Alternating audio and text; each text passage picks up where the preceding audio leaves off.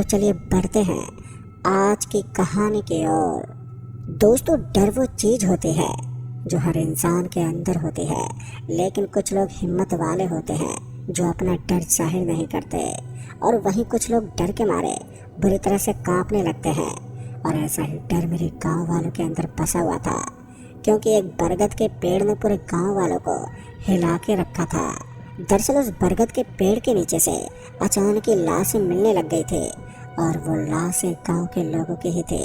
पूरे गांव में दहशत मची हुई थी, लेकिन हद तो तब हो गई जब गांव वालों को ये पता चला कि एक लड़की इन लोगों को मार रही है। जब लोगों ने इस बात का पता लगाने की कोशिश की तो लोगों को पता ही नहीं चला।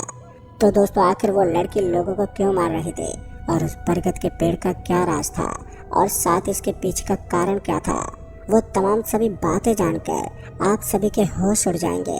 तो चलिए शुरू करते हैं मेरी दहशत भरी कहानी, जिसे सुनने के बाद आप एक पल के लिए सदमे में आ जाएंगे। दोस्तों, ये बात 10 साल पहले की है, जब गांव में कोई उन्नति नहीं थी, ना तो कोई लाइट की खास सुविधाएं थी और ना ही तो हॉस्पिटल के। उस वक्त गांव पूरा खिलखिलाता रहता था। गांव के लोगों के अंदर एक अलग ही खुशी रहा करती थी। लेकिन एक दिन ऐसा आया कि सभी खुशी दुखी में तब्दील हो गए। एक दिन गांव में खबर आई कि गांव के बरगद के पेड़ के पास लाश मिली है। गांव वालों को उस लाश को देखकर कुछ भी समझ में नहीं आया कि आखिर ये मौत हुई तो हुई कैसे, क्योंकि उस आदमी के शरीर में सिर्फ लकड़ियां घुसी हुई थी, जिसे देखकर ऐसा लग रहा था जैसे कि किसी ने उसके शरीर के अंदर लकड़ियां घुसा घुसा के मारा है। उस वक्त तो लोगों को ऐसा ही लगा कि ये काम गुंडों का ही हो सकता है, क्योंकि पहले गुंडे बदमाश बहुत रहा करते थे और उनकी मनमानी भी बहुत हुआ करती थी। गुंडों का खौफ भी पहले के लोगों को बहुत होता था, क्योंकि वो लोगों को मार दिया करते थे। उस वक्त तो गांव वालों ने ये समझ के उस लाश को जला दिया, लेकिन जब फिर से ऐसा हुआ तो इस बार गांव वाले चौकन्ने हो गए, क्योंकि ये गांव के लोगों की जान का सवाल था। अगर ऐसा ही चलता रहा तो धीरे धीरे गांव के सभी लोग मौत के घाट उतर जाएंगे। जब रात के वक्त गांव वालों ने उस पेड़ की निगरानी रखनी शुरू की तो गांव के लोगों को कुछ भी हासिल नहीं हुआ। लेकिन एक दिन जब 2 लोग उस रास्ते से गांव के अंदर आ रहे थे जहां पर वो बरगद का पेड़ था, तो उसमें से एक आदमी जब बच के गांव के अंदर पहुंचा तो उस आदमी ने जो बताया उसे सुनकर सभी गांव वालों की हालत पतली होने लगी, क्योंकि उसने जो बताया था वो सब भयानक से भी ज्यादा भयानक था। दरअसल उसने बताते हुए कहा कि जब मैं और प्रमोद वहां से आ रहे थे तो मैं पेशाब करने के लिए वहीं पर रुक गया, और प्रमोद उस बरगद के नीचे जाके खड़ा हो गया।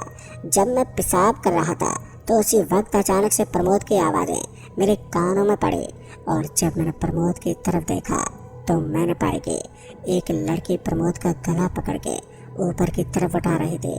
मैं प्रमोद की तरफ देख ही रहा था कि तभी अचानक से उस लड़की ने प्रमोद को नीचे फेंक दिया। मैं अभी प्रमोद को आवाज़ लगाने वाला था कि तभी पता नहीं मुझे क्या हुआ कि मेरे गले से आवाज़ें नहीं निकल रही थी, और उसके साथ ही मेरा शरीर कुछ देर के लिए जम सा गया। मैं प्रमोद के पास जाने की बहुत कोशिश कर रहा था, लेकिन मैं चाहकर भी अपने हाथ पैरों को हिला ही नहीं पा रहा था। बस मेरी पलकें ही झपके जा रहे थे। दरअसल वो लड़की कोई आम लड़की नहीं बल्कि एक चुड़ैल थी, क्योंकि जब उसने प्रमोद को नीचे फेंका तो उसके बाद उसका चेहरा बहुत ही ज़्यादा भयानक बन गया। उसकी आंखें पूरी काली पड़ गईं, और इसके साथ ही उसके चेहरे से खून निकलने लगा। उसके चेहरे को देखकर मेरी हालत और भी ज़्यादा खराब होने लगी। डर के मारे मेरा पूरा बदन कँपा रहा था, और अभी मैं उसी लड़की की तरफ ही देख रहा था कि तभी उस लड़की ने प्रमोद को उसी पेड़ की टहनियों से लटका दिया। प्रमोद की यह हालत देखकर मैं बुरी तरह से कँपाने लगा था। अभी मैं पत्थर की तरह वहीं पर खड़ा प्रमोद को ही देख रहा था कि तभी उस लड़की ने कहा कि मैं किसी को भी नहीं छोड़ूंगी, जो कोई भी यहाँ पर आएगा मैं उसे जान से मार दूंगी। उस लड़की की ये बात सुनते मेरे शरीर के रोंगटे एकदम से खड़े हो गए। मैं बुरी तरह से डरने लगा था। मुझे उस वक्त कुछ भी समझ में नहीं आ रहा था कि मैं करूं तो करूं क्या। वो लड़की देखने में इतनी ज़्यादा डरावनी लग रही थी जैसे कि कोई डायन हो। मैं अभी उस लड़की की तरफ ही देख रहा था कि तभी उस लड़की ने प्रमोद की आंखों में अपनी उंगली धंसा दी, और उसके बाद उसकी आंखों से खून निकलने लगा। प्रमोद बुरी तरह से दर्द से करा रहा था, लेकिन मैं चाह करके भी उसकी मदद नहीं कर पाया। उस लड़की ने प्रमोद को जमीन के अंदर गाड़ दिया और उसके बाद जब वो मेरे करीब आई तो वो बिना कुछ किए ही मेरे पास से चली गई और उस बरगद के ऊपर चढ़ गई। जैसे वो बरगद के पेड़ पर चढ़ी कि तभी मेरा शरीर एकदम से ठीक हो गया। अब मैं हिलडुल पा रहा था, पर जैसे मेरा शरीर ठीक हुआ तो मैं उसी वक्त वहां से भाग खड़ा हुआ और उसके बाद जब मैं यहाँ पर पहुंचा तो तब जाकर मेरी जान में जान आई। उस लड़की ने मुझे इसलिए कुछ नहीं किया क्योंकि मेरे गले में मंत्रों से बंधा ताबीज था, शायद इसीलिए वो वापस चले गए। उस आदमी की ये बात सुनने के बाद सभी गांव वालों के होश उड़ गए। अब सभी गांव वालों के अंदर एक डर बैठ गया था क्योंकि ये बात कोई आम बात नहीं थी, जिसके चलते गांव के सभी लोगों ने बोला कि कोई भी उस बरगद के पेड़ के पास रात में नहीं जाएगा। जिसने भी वहां पर जाने की कोशिश की तो वो जिंदा नहीं बचेगा। जब गांव वालों ने ये बात कही तो उसके बाद सभी गांव वाले पहले उसी बरगद के पेड़ के पास गए क्योंकि प्रमोद को जो देखना था कि वो जिंदा बचा है या मर गया। इन्हीं सब बातों को सोचने के बाद जब गांव वाले उसी पेड़ के पास पहुंचे तो उन्होंने पाया कि प्रमोद बुरी तरह से जमीन के अंदर गड़ा हुआ है। जब गांव वालों ने प्रमोद को बाहर निकाला तो उन्होंने देखा कि प्रमोद मर गया है। जब सभी लोगों को ये पता चला कि प्रमोद मर गया है तो उसके बाद सभी गांव वालों के अंदर एक दहशत पैदा हो गई। गांव वाले इतनी बुरी तरह से डर गए थे कि उन्हें कुछ भी समझ में नहीं आ रहा था कि वो करें तो करें क्या, क्योंकि ये बात बहुत ही हैरान करने वाली थी कि आखिर वो लड़की कौन है जो लोगों को मार रही है। अभी सभी गांव वाले लोग यही सब बातें कर रहे थे कि तभी उन्हीं लोगों में से एक बुजुर्ग आदमी ने कहा कि अब तो ये बात गुरुजी ही बता सकते हैं। दरअसल गुरुजी हमारे गांव के सबसे पहुंचे हुए बाबा थे। गांव में जब कोई भी बुरी शक्ति का आगमन होता था तो वो सब ठीक कर देते थे, लेकिन अब चिंता वाली बात तो ये थी कि गुरुजी 10 दिनों के लिए कहीं पर गए हुए हैं, जिसके चलते उन्हें आने में समय लगेगा। गांव वालों ने कहा कि जब तक गुरुजी नहीं आ जाते तब तक गांव का कोई भी आदमी यहाँ पर आने की कोशिश ना करे, नहीं तो उसके साथ वही होगा जो प्रमोद के साथ हुआ है। जब हमारे गांव के मुखिया ने सभी लोगों को ये बोला तो उसके बाद मैंने सोचा कि शायद मैं गलत सोच रहा था कि गुंडे ये काम करते होंगे, लेकिन अब समझ में आया कि ये काम गुंडों का नहीं बल्कि उसी लड़की का है। अब मेरे जहन में उसी लड़की के ख्याल उमड़ने लगे कि आखिर ये लड़की है कौन। उस समय मेरे साथ मेरा दोस्त विक्रम था, तो विक्रम ने मुझसे बोला कि भाई ये सब हो क्या रहा है, ऐसे तो हम रात में घूम भी नहीं सकते। विक्रम से मैंने बोला कि भाई हमें पहले इस बात का पता लगाना चाहिए कि आखिर ये लड़की लोगों को मार क्यों रही है, आखिर ये चाहती क्या है हमसे। जब विक्रम ने मेरी ये बात सुनी तो वो भी हक्का बक्का रह गया।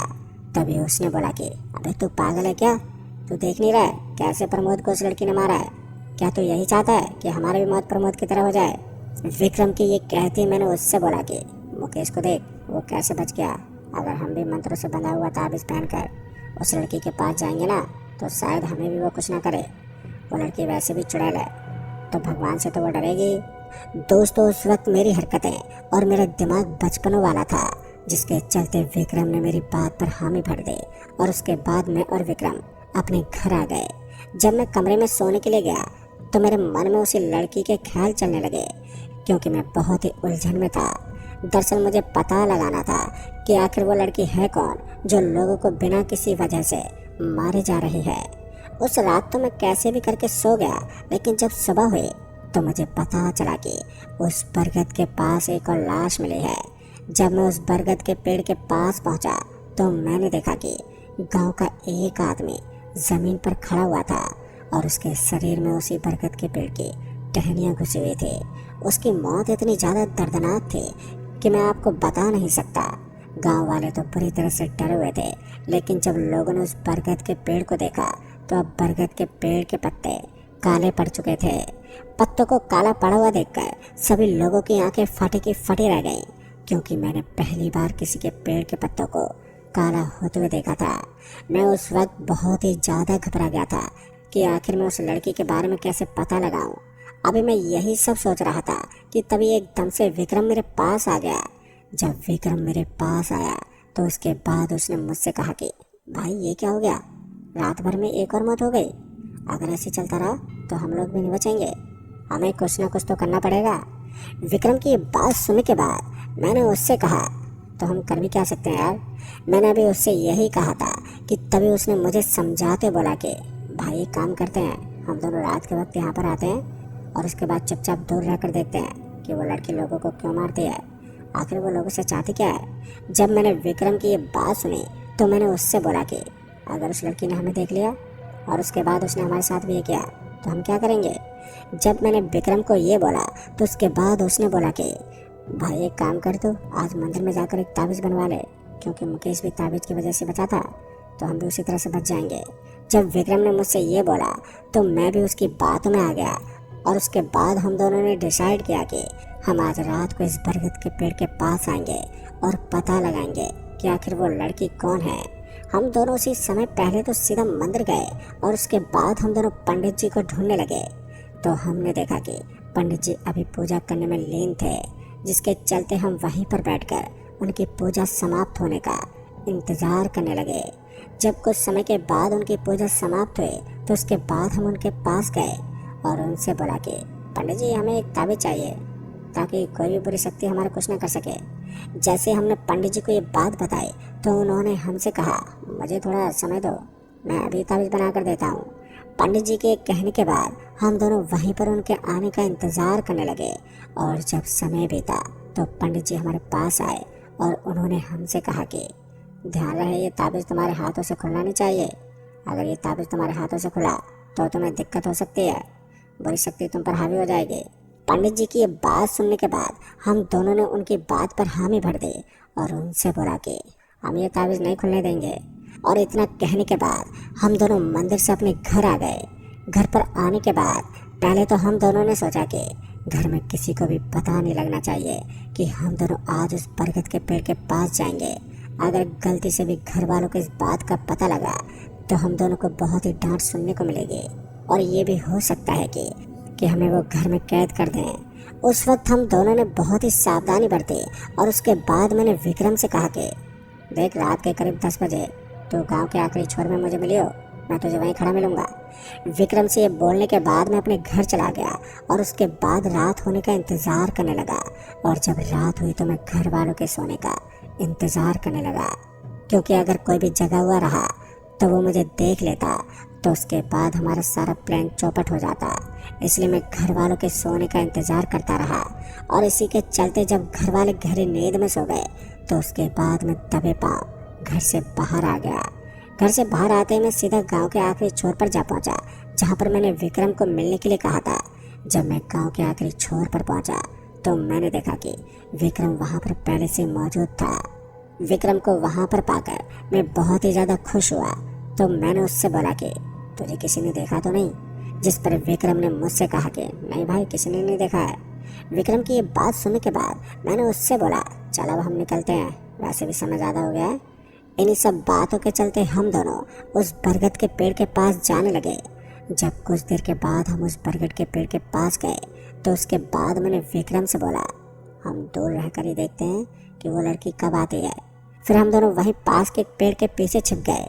अभी हम दोनों उस पेड़ के पीछे छिपे ही थे कि तभी विक्रम का हाथ एक पेड़ की टहनियों में फंस गया और जब उसने अपना हाथ उस टहनी से छुड़वाया तो उसके बाद उसके हाथ से वो ताबीज़ नीचे गिर गया। जैसे विक्रम के हाथ से ताबीज़ नीचे गिरा कि तभी वहाँ पर चारों ओर से हवाएं चलने लगी। और जब मैंने बरगद के पेड़ के पास देखा तो उसके बाद मेरी हालत ख़राब होने लगी, क्योंकि मैंने देखा कि वहाँ पर एक लड़की खड़ी रो रही थी। उस लड़की को रोता हुआ देखकर जब मैंने विक्रम को बोला ये लड़की क्यों रो रही है यार, क्या ये वही लड़की है जो लोगों को मार रही है। मेरे इतना कहने के बाद विक्रम ने कोई भी जवाब नहीं दिया। विक्रम के कोई भी जवाब न देने पर जब मैंने अपने पीछे मुड़कर देखा तो मैंने पाया कि विक्रम अब मेरे पीछे था ही नहीं। विक्रम को अपने पीछे ना पाकर मेरी हालत और भी ज़्यादा ख़राब होने लगी, क्योंकि उसकी ताबीज़ नीचे गिरी हुई थी, जिसके चलते जब मैंने उसी लड़की की तरफ देखा तो मैंने पाया कि विक्रम उसी लड़की के सामने खड़ा हुआ था। जब विक्रम को मैंने उस लड़की के पास देखा तो मुझे एक पल के लिए विश्वास ही नहीं हुआ। अभी मैं विक्रम को देख रहा था कि तभी उस लड़की ने विक्रम का गला पकड़ के उसे उठा दिया। जब मैंने विक्रम को इस हालत में देखा तो मैं उसे बचाने के लिए उसके पास गया और जब मैंने उस लड़की से इसकी वजह पूछी कि आखिर वो हमें क्यों मारना चाहती है तो तभी एकदम से किसी की आवाज़ मेरे कानों में पड़ी जब मैंने सामने की तरफ देखा तो मैंने पाया कि सामने एक तांत्रिक बाबा खड़ा हुआ था। उस तांत्रिक को देखते मुझे कुछ भी समझ में नहीं आया कि तांत्रिक है कौन। जब वो तांत्रिक हमारे पास आया तो उसके बाद उस तांत्रिक ने मंत्र से कुछ पढ़ा और उस लड़की की आत्मा को उसने एक बोतल में कैद कर लिया। फिर जब मैंने उसे ये करते हुए देखा तो उसने मुझे बताया कि इस लड़की को मैं जब कैद करके ला रहा था तो गलती से रात के वक्त मेरी बोतल यही पेड़ के नीचे छूट गई थी और मैं भूल गया था। और जब मुझे याद आया तो मैं सीधा यहाँ पर आ गया। दरअसल पास के गांव में एक लड़के की शादी हुई थी। जब वो सुहागरात के वक्त लड़की से मिलने गया तो उसने देखा कि वो लड़की अब बहुत ही भयानक बन चुकी थी, जिसके चलते वो बहुत ही ज़्यादा डर गया। और जब घर वाले आए तो उन्होंने मुझे बोला, और जब मैं वहाँ पर गया तो उस लड़की ने बताया कि इसने मुझे छत से धक्का दे दिया था, जिसके चलते नीचे गिरने के बाद मेरी मौत हो गई। दरअसल नीचे बहुत सारी लकड़ियाँ पड़ी हुई थी, जिसके चलते वो लकड़ियाँ उसके अंदर घुस गईं। वो लड़की कह रही थी कि मैं इसके शरीर से कभी नहीं जाऊंगी, लेकिन मैंने कैसे भी करके उसकी आत्मा को बंदी बना लिया। उस तांत्रिक की ये बात सुनने के बाद हम बहुत ही ज़्यादा खुश हुए और उसके बाद हमने ये बात गाँव वालों को बता दी, जिसके बाद गाँव वालों की खुशी आसमान पे थी और उस दिन से हमारा गाँव उस लड़की से आज़ाद है। तो दोस्तों, इस कहानी में बस इतना ही। कहानी आपको पसंद आई हो तो वीडियो को लाइक शेयर कमेंट ज़रूर कर दें।